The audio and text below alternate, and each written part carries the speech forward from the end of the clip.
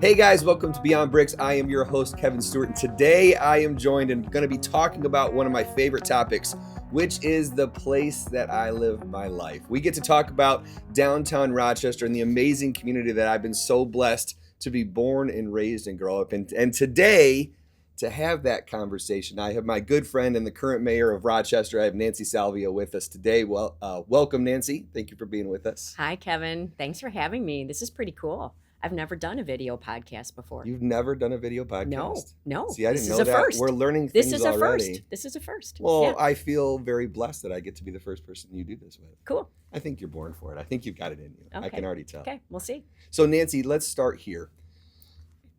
I know you're the mayor of Rochester. You know, I know you've got other things that are important to you and things in your life, but what kind of brought you to this point? Give us the background story. Let everybody out there know, like, who is Nancy Salvia? Wow, that could be a long story or a short story. I don't know. So I don't know, where do you start in that? You know, I don't think I'm going to go back too far, but you know, I was born in Ohio, but I am not a Buckeye. So everybody in Michigan, relax. Not a Buckeye. Okay, we're good. We're good. All right. That almost got weird fast. I know. That could have got really strange on this show quickly. I know. I brought on Sparties and Wolverines, but I have yet to really have a Buckeye. Yeah. Ooh. Yeah. So, you know, my husband went to Michigan State, so we lean green. Okay. Right. So we're good. We're good. Grew up in Ohio. I actually got recruited off campus. I went to Miami, Ohio and worked at Chrysler. So came to work right out of college and loved a great career at Chrysler. And then in a series of a really interesting family events, I had a moment where I realized I didn't want to be in automotive for the rest of my life. I wanted to do something where I was really helping people.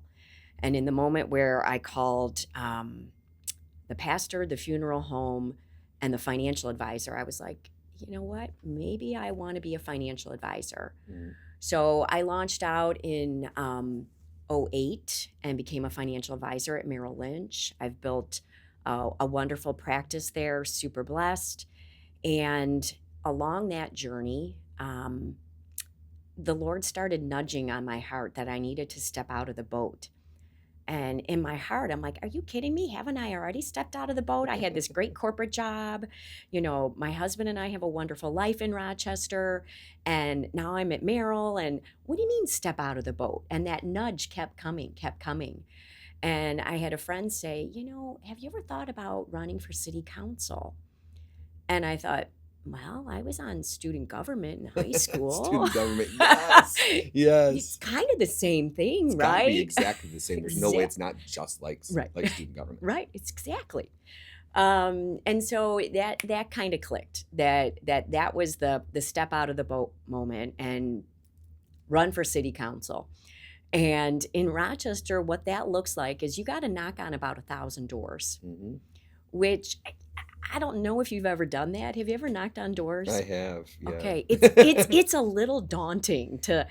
I but don't really care for it. I can tell you that Right. much. I don't think I would do it for anything else but for myself in Rochester. Mhm.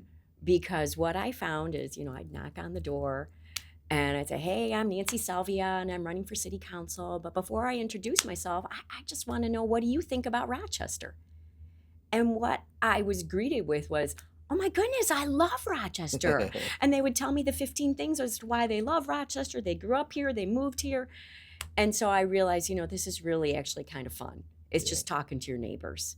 And so, you know, that was the start of my journey of being on city council. And after being on council for 7 years, I was the mayor pro tem, which is kind of a fancy term for the backup mayor. Mm-hmm. So I was the backup mayor for 4, and then last November, council elected me to be the mayor. And so, explain that to us, because this is something that a lot of people misconstrue. oh yeah, they have no idea how this and works. I understand how it works, but the amount of people that I talk to that when I try to explain, they're like, wait, what? So Right. explain to us, how do you become mayor of the city of Rochester? Right, and What's the every process? city's different, right? Correct. Every single one is right. different. So in the city of Rochester, the public, the residents elect the council. How many council members? So there's 7 council Correct. members, and every other year, so every 2 years, there's an election to re-elect 4 council members. So there's always turnover or change or opportunities for residents to vote in or vote out different council members. So that happens in early November every other year. But every year, at the second meeting in November, the council, the 7 that have been elected by the residents, they pick a mayor and a mayor pro tem for the term of 1 year. And that's how our charter reads. Mm-hmm. Now, the day-to-day of the city is run by the city manager. So Correct. City manager runs the city. So the mayor, honestly, I feel like I have the best part because I just get to be the face of the city. You get to do all the fun stuff. I get to do the fun stuff, the ribbon cuttings, actually someone approached me earlier this week. I think I get to do marriage ceremonies. And so someone they know is looking for someone who will marry them. So I'm kind of excited about that. I think I'm going to get to do a wedding. You've never done a wedding? Actually, a little backstory here. I used to be a licensed minister. Okay. And when I was a licensed minister, probably about 20 years ago, I did do a wedding. So I have done one wedding. I've done 2. See, You've done that 2? we have in common that we didn't even know we had in common. No way. I have done 2. So How I've had have you done 2? So I, the church that I attended for a long time that I grew up at, I regularly ran a ministry there in the city of Detroit. We did food for the homeless. We brought down food grilled down in Cass Park. We call it the Cass Park ministry. Oh, cool. And we did it for over a decade. Yeah. And I led that ministry for a very long time. And a friend of mine came to me and said, "Hey, we're getting married. Would you be willing to marry us?" And I was like, "Can I?" Yeah, I was like, I don't think that's a thing. So I actually called Adam Hill, a good friend of mine, and he was the minister at that church at the time. And I called and I said, "What would be the process of this?" I was just asked to do a wedding, to officiate a wedding. And he said, "Well, I grew up in the Church of Christ." And they said, "Well, in the Church of Christ, in our doctrine, it says that all members are considered ministers. We believe that everybody should take on the position of ministry." And so we believe that we are all ministers. So he said, technically per the state, you can marry anybody in our congregation could marry somebody without having to do anything extra. And I was like, "Are you sure?" And he goes, "Yeah, no, I'm super sure." And I said, "Okay." And so, he kind of went through some stuff and gave me some things. He goes, "There's a couple things you have to say. There's some pieces to this." Right. And still to this day, I wonder if those 2 couples are legally married still. I do to a great question. I'm like, I think that was okay, but Was there was a document that I was signed right? their marriage Okay. certificate. Yeah, well, there and was so, a document that was signed. But I was like, Okay. am I allowed to do this? So That's it's so fun. funny that we have that in common. It's fun to do. Yeah. I think it's super neat. Yeah. And being able to be there for someone, and gosh, the honor of being asked Right. to do that, I find to be a really neat thing and a cool little side opportunity that cool. can be presented to you That is in pretty life, cool. which is very fun. Yeah. So, okay, so back to mayor. Now that we know that if you need to get married in the city of Rochester, Nancy's got your back. So she's a full service mayor. She's not just your run of the mill everyday blah boring mayor. She's actually the cool one. So we're performing ceremonies out here. That's right. That's right. So you're elected mayor. You're into that process. Give me the I don't want to say the good and the bad, but give me the what did you expect, but what did you not expect? What were the things when you came into that you're like, okay, now I'm mayor.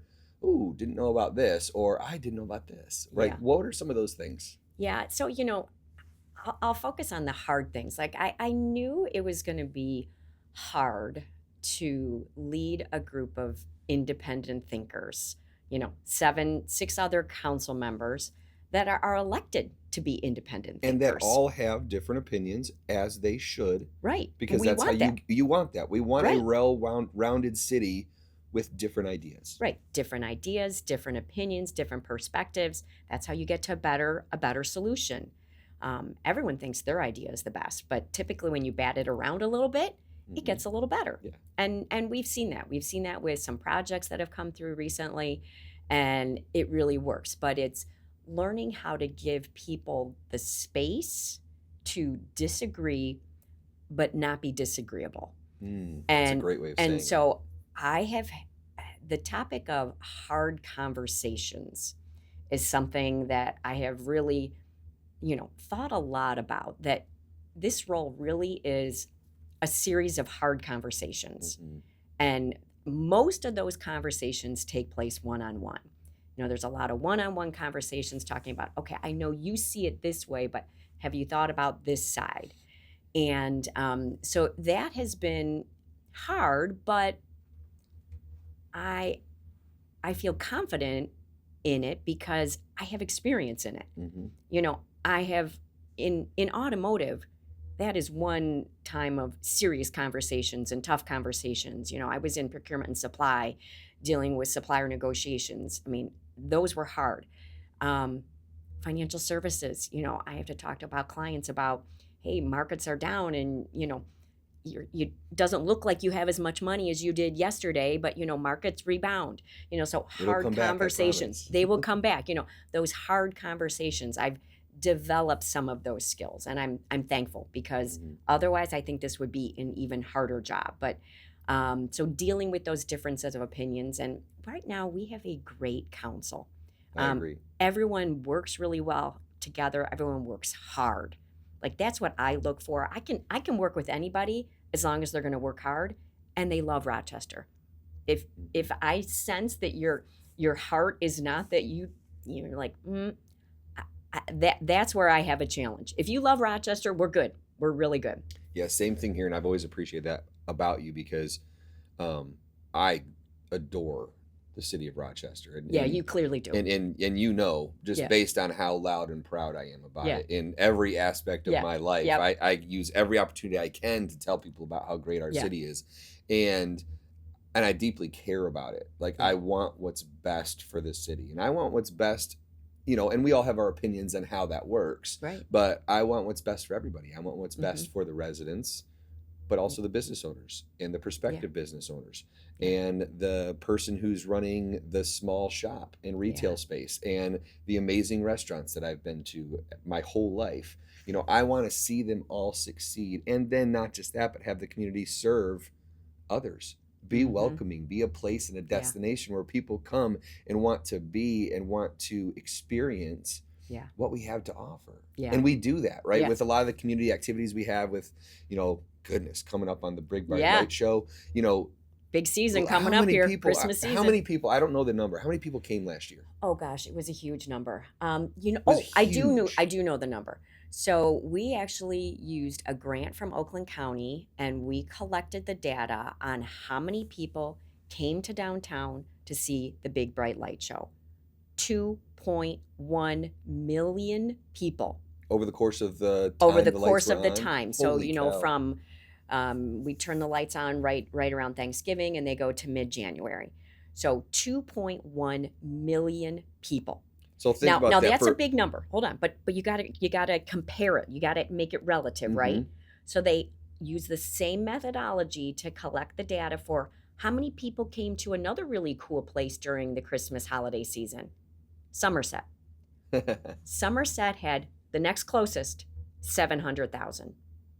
3 times the number of people came to downtown Rochester. But wait, it gets better. It wasn't just a drive-through. Because when you start using that stat, people are like, oh, yeah, those are just the people they just drove through. Average dwell time in the city, 60 minutes.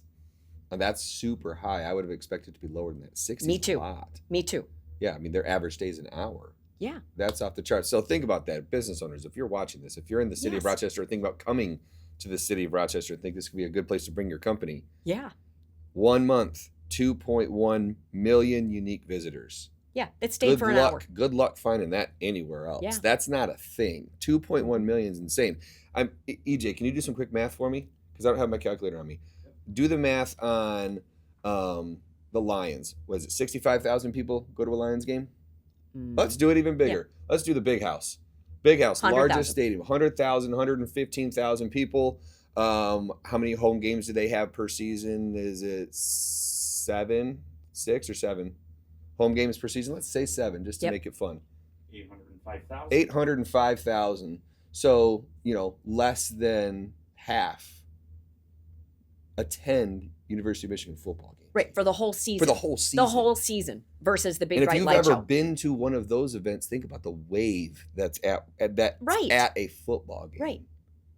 So we have that's two visual seasons of the perspective wave. We have 2 seasons of the wave in one rolling through Rochester in 6 weeks. That's unbelievable. Right. I mean, that right there tells how much good Right. something simple like Christmas lights does. Right. It's the reason why the Wall Street Journal wrote that article about the economic impact of the Big Bright Light Show. Were you Christmas Miracle. Were you on council when they brought that?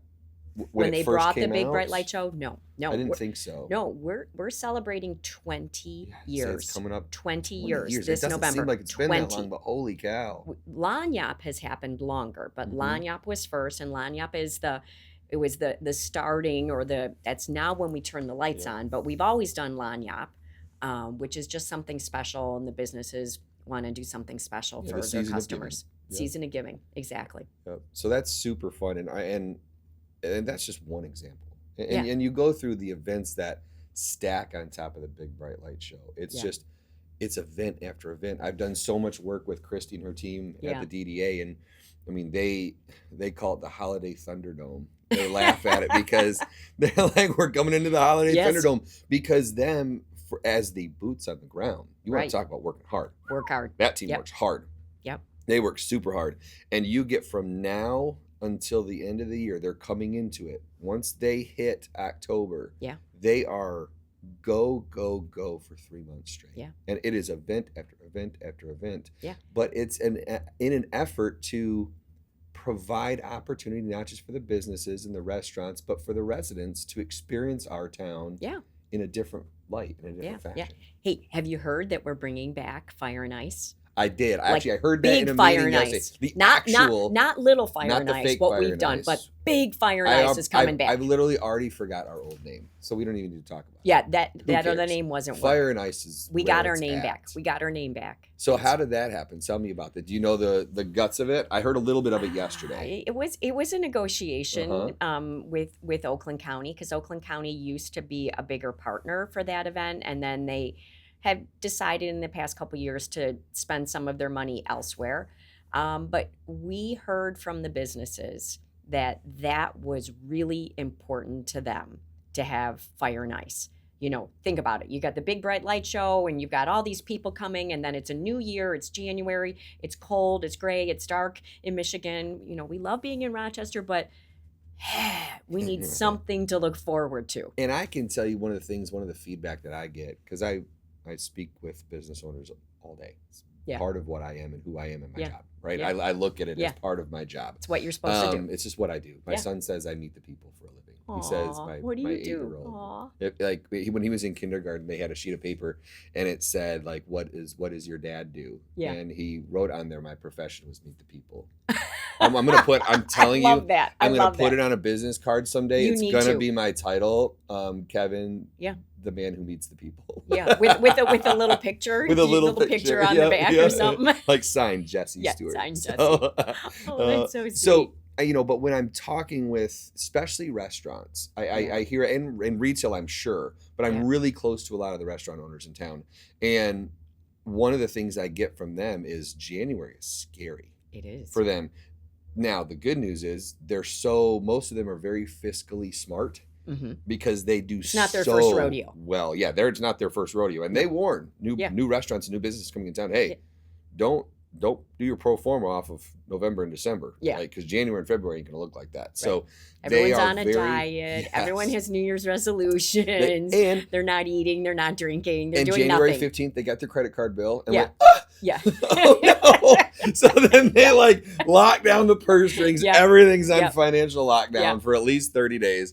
And they say that they experience that so heavily. So having an event like Fire and Ice to come back that brings bodies and brings people back into town for a big weekend is really important for our businesses, and continuing to find things that the residents and the non-local residents, individuals that are in the surrounding communities, have purpose to come here in the dead of winter when there's potentially snow on the ground and in the middle of the streets, and they're taking it out with giant scoops.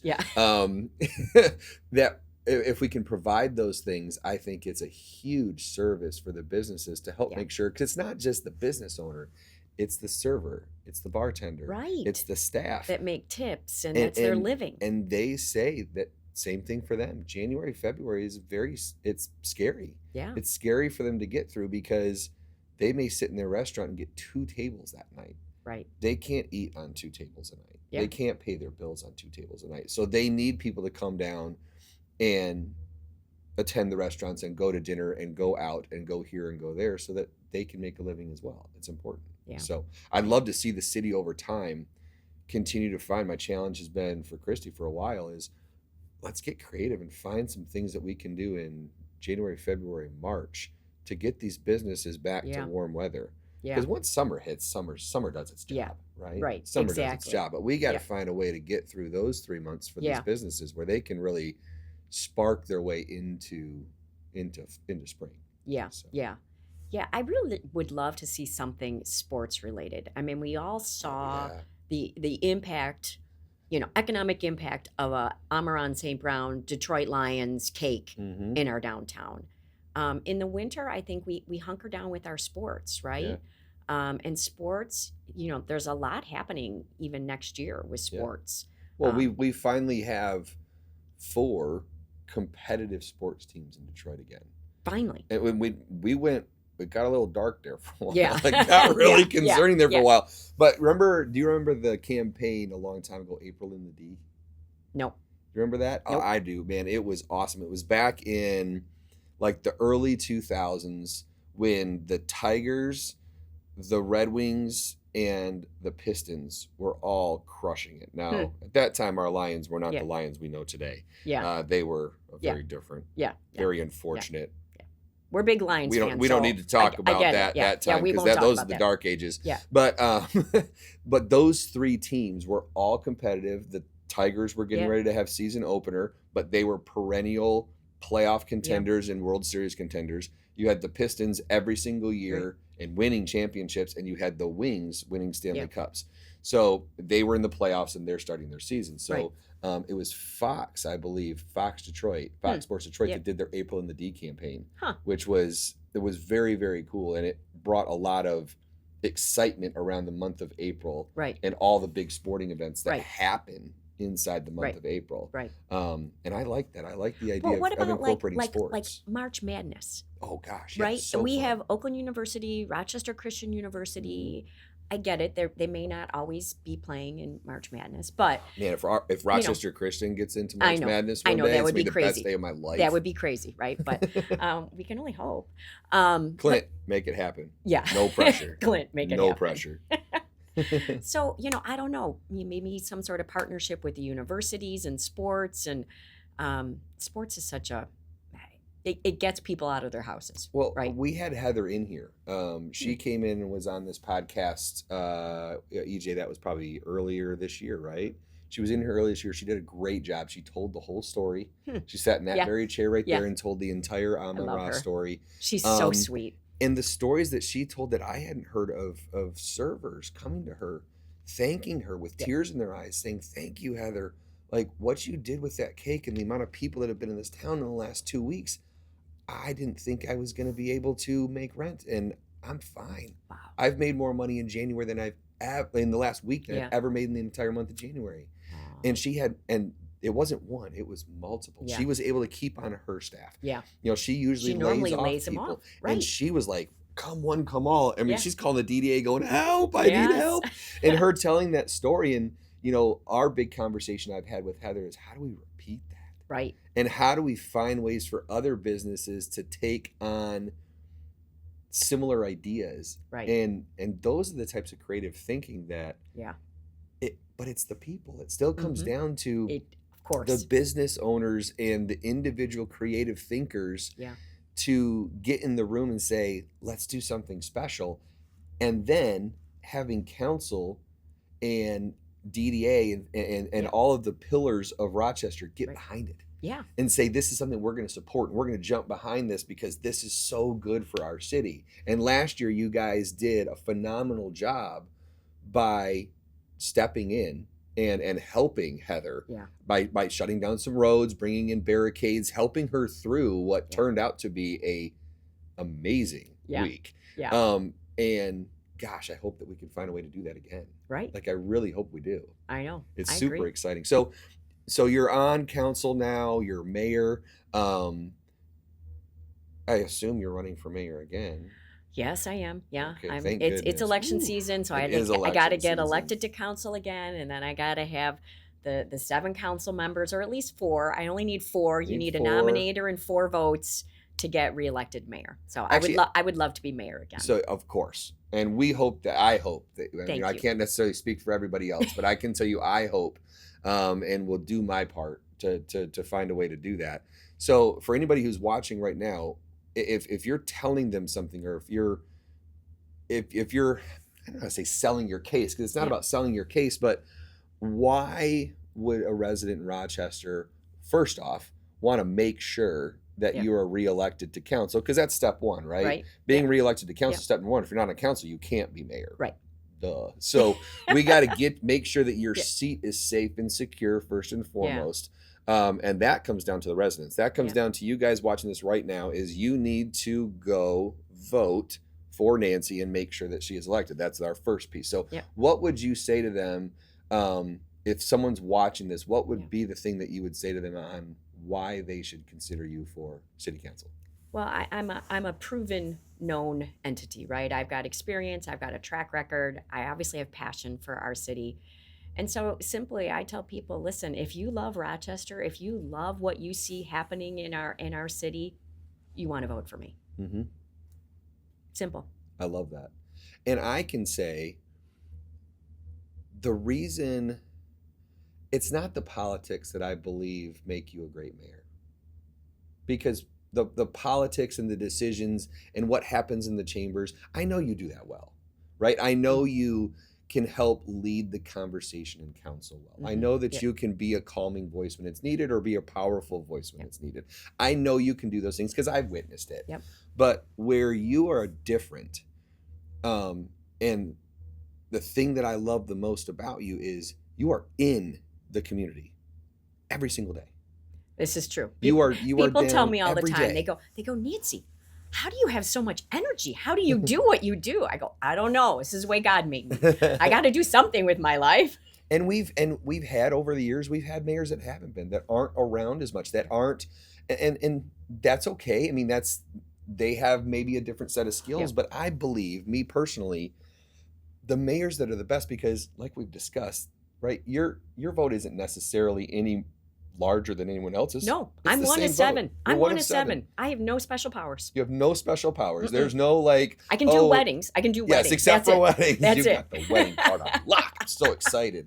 But you don't have any special, voting rights. I don't have an override. I don't have a veto. Nothing. No, you can start the meeting and finish the meeting. Yeah, right? I get to click the gavel it down. gavel in, gavel out. Gavel in, gavel out. But so I look at the mayor as the face and the voice of the city. The person that needs to be the voice. Yes, the calming voice, the person that can get up and have a conversation. Or when someone's frustrated, or business owners having a tough day, you can walk in and encourage them. You can help them. You can talk with them. You can sit with them, because sometimes just you being there makes them go, my city has my back. Right. And that's what's needed in the city. You have to have that person that can sit there and be the calming spirit and say, guys, it's okay. I understand that February's a little slow, but it'll be all right, because spring is coming. Having a mayor who's there in the middle and in the thick at the businesses, supporting them, bringing in friends, bringing in clients, bringing in, the different people you have in your life. That's what the businesses want to see. And that's what the residents should realize they need. The residents who vote on it, because it's not the business owners. That's what I was going to say. It's interesting, because so many of the business owners are like, well, Nancy, I so wish I could vote for you. But the businesses can't vote. I can't. It's the residents. I live just outside of the city of Rochester. My wife won't let me move into Rochester because she said she'd never see me.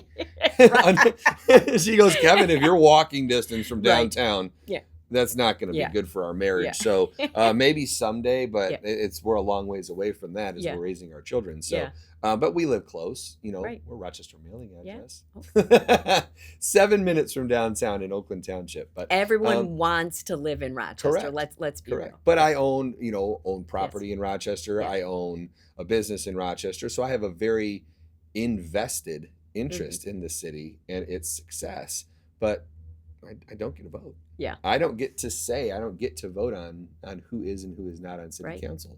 And so we leave it up to the residents, but that's why you see so many businesses with signage and Yeah. things like that promoting certain candidates. And I believe that to a degree, some of the residents should at least pay attention to that. Yeah. Because if the business owners are supporting that candidate, it's probably for a good reason. Right. And what makes Rochester the town that it is, I can argue a big part of that is the businesses. Mhm. It's the downtown Main Street area that Yeah. makes us an amazing community. And as someone who sells real estate for a living, Mhm. it's a lot of what makes our property values. Absolutely. Right? It I impacts mean, our property Oh my values. gosh, you go 1 mile outside the city, the same house is a very, very, very different price. Yeah.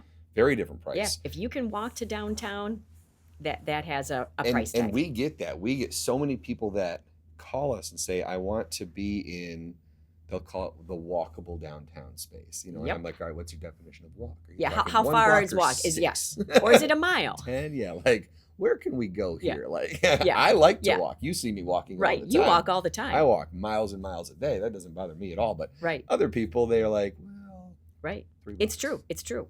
Because when my husband and I got married, we lived a little bit closer to downtown. And I had always wanted to live in downtown. And I told him, I said, you have spoiled me. I am completely spoiled. I never want to live where I can't just walk to downtown, a couple blocks, walk to downtown. But I wanted an attached garage. Mhm. I'm that lady. Oof. I grew up with an That is attached super garage. difficult to find I've in always Rochester as had well. an attached garage. So we had to expand our search a little bit. So we're now like a mile. We're still in Mhm. downtown Rochester, obviously, but it's like a mile to get to downtown. So you know A what we bike do? ride. You know what we do? What We do you do? either bike or we get in our car and we drive to our first house, which we still own and we rent out, and then we walk the 2 blocks down. Oh my gosh, that's fantastic.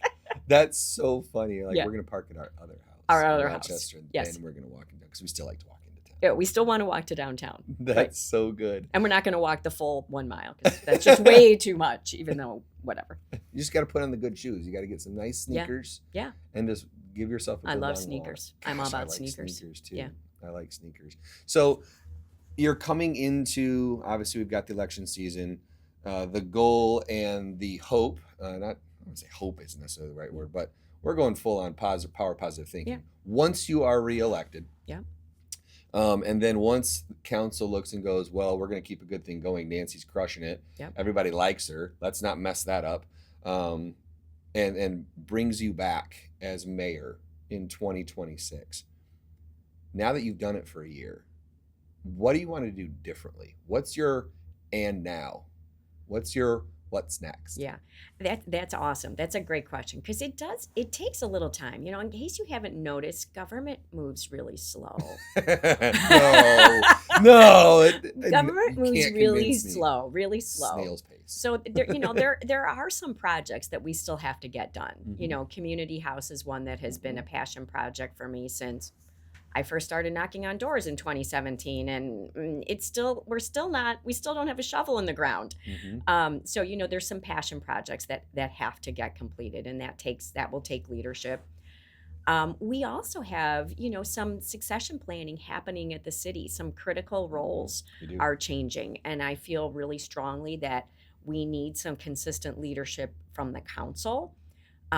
We have our fire chief is retiring. A few years back, we had our police chief retire.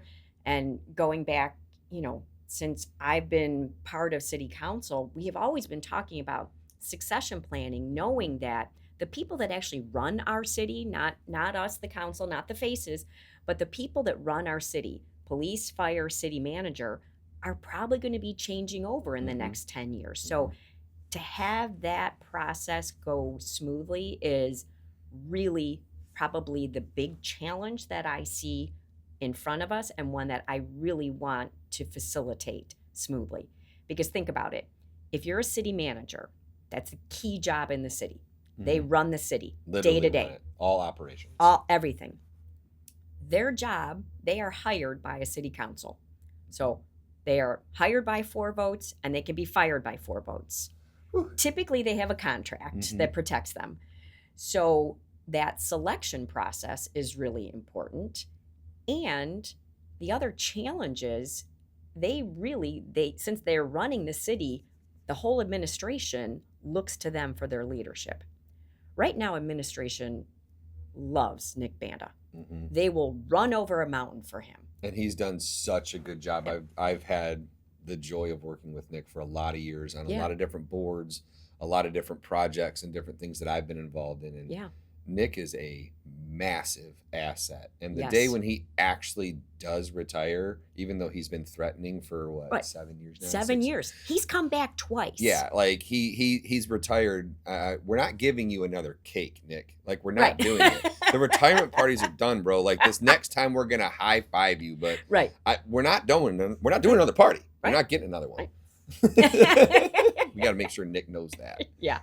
He doesn't like parties anyway. He doesn't like attention. parties. He hates attention. He always stands in the back. He never wants to talk. And until you get him talking, and then you can't shut him up. One-on-one. All day long. My conversations with Nick, and anytime he's in a meeting, because he'll come in like to business development, he'll be so excited, or he'll be really frustrated with something, and then he'll sit down and be like, there's not really that much to talk about. 40 minutes later. 45 minutes later, he's done with his updates, and you're like, yeah, okay, Nick. And we all just look at each other, roll our eyes, but then enjoy the show as Nick gives us just the amazing updates of everything that we have going on in the city. He's dynamic. I don't think the city appreciates, a lot of people, I'm not sure, really appreciate how much of an asset he is. He's a massive asset to the city of Rochester. I mean, just like the police chief and just like fire chief was, right? Yeah. And, we did a great job of getting a new police chief. Right. Chief George is awesome. Yeah. And talk about big shoes to fill. Right. He had massive shoes, but he is a great thinker. I enjoy sitting down and getting breakfast or lunch with him and just hearing his take on ideas and things that he think would be good for the city. But he's a great thinker, and he's got some really good ideas. Right. And understands how to keep our city safe, which is what you want from your police chief. Right. We're a super safe city. And let's be real. We were all a little nervous about that. Yeah. We didn't Bringing in somebody from the outside. I mean. Outsiders. Outsiders? We don't do outsiders. Yeah. Where were you born and how long have you been here? Is like our opening question. That is the opening question. It's amazing that you're from Ohio and somehow found your way in. I know. I don't Good even know news is you've been here for a really long time. No, trust me. I remember coming into some first We've community adopted you meetings, at this point. and I could feel it. People were like, who is this lady? And it's only recently that I'm in like, oh my gosh, I've become that lady. I am that lady now. I'm that lady. I'm that Rochester lady. It's so fun. I love it. And so what I hear you saying is it's the stability and leadership is what you're looking as your main goal and objective, right? Yeah. Stability and leadership. And so I want you to touch on that more, because I see you not just as a strong leader, but a strong female leader. Mm-hmm. Something that I don't think that we see enough of. Right. In a a lot of people see male dominance in leadership. Mm-hmm. And I know some extremely strong female leaders that are absolute ballers at what they do. And you're one of them. You're an extremely strong leader. So help me and tell me, like, the challenges in that. Yeah. Has there been challenges? But how do you take that on as, a way to show other people that strong female leadership is important? Yeah. And it's really a good thing when you have an incredibly capable, strong female leader. Yeah, that's a topic. I talk to so many women about this because it's hard to be a strong female leader. It's really hard. You can be a strong male leader and everyone kind of knows what that looks like and they can follow that. They're like, yeah, good. But when you're a woman, you have to have the balance. You have to have the empathy and the softness with the strength, the communication. And I got to tell you, I've probably learned the most by all of my failures, all of the Mm-hmm. big mistakes I've made, and I really cut my teeth in automotive on Mm-hmm. this. I had a female manager come to me and give me brutal feedback about how I was viewed. And I literally, she wrote it down. I took that piece of paper. I went down into the basement of that big tower and I bawled my eyes out. Gosh. Bawled my eyes out because what I heard was no one sees the Jesus in me when Yeah. I'm here at work. And that to me was a complete failure. Ugh. I was not being who I thought I was. So that moment, I regrouped and I had to figure out how to be a more authentic person. I am a strong leader. I'm a strong communicator. I'm not afraid to take on challenges and problems, and that's how I'm wired. But I had to learn the softer side. And some women, it's the other way around. They need to learn how to be stronger. They need to learn how to speak up, to ask the questions, to ask for the business. So I had to learn the soft side of it and how to communicate and how to have that balance. And I do think people, I'll say politically right now, really like seeing females in leadership Mm-hmm. because when we do it well, when we can get that balance, people trust that. They want to follow that. Mm-hmm. Like I found that with my business. People are more likely to trust a woman because they feel like a woman isn't going to take advantage of them. And so that's something that I've learned in the business as well, that it's just an advantage that women have, but it has to be communicated properly. And again, it's as you touched on before, it's the experience that you've gained in the other aspects, in the automotive, in the financial Right. planning, in all of those other Right. things that have prepared you to now step up into the spotlight Yeah. and be someone who's not just leading from the shadows or leading in the background, but leading from the front of the line. Because what you're asked to do now is to be the face and the voice. You are to be the person that's out there that speaks to the people. Yeah. That says this is what we're doing, this is how we're doing it, this is why we're doing it, and is willing to take the conversations and step out as a leader and show that you're not just talking about it, but you're being about it. Yeah. And that's super, super special. And like I said, I believe that's what's made you really good as the mayor of Rochester, is your ability to go out there, connect with people, get to know them, remember them. I love people. You do. You're like I me. always want to talk to people. It's why we get along Yeah. so well, because every time we get together, we're like, hey, let's chat for 5 minutes. And then 3 hours later, Yeah, I'm like, oh, you we're know like, them? How do you know them? What's or going we're on sitting with and that? like we'll go to corner bar Yeah. and we'll be sitting outside, and every 5 minutes Yeah. someone's coming along that Yeah. knows one of the two of Yeah, us, do you and know- it just you know- all of yeah. a sudden there's 20 people around us, and Yeah. we're having a good old great Yeah. time.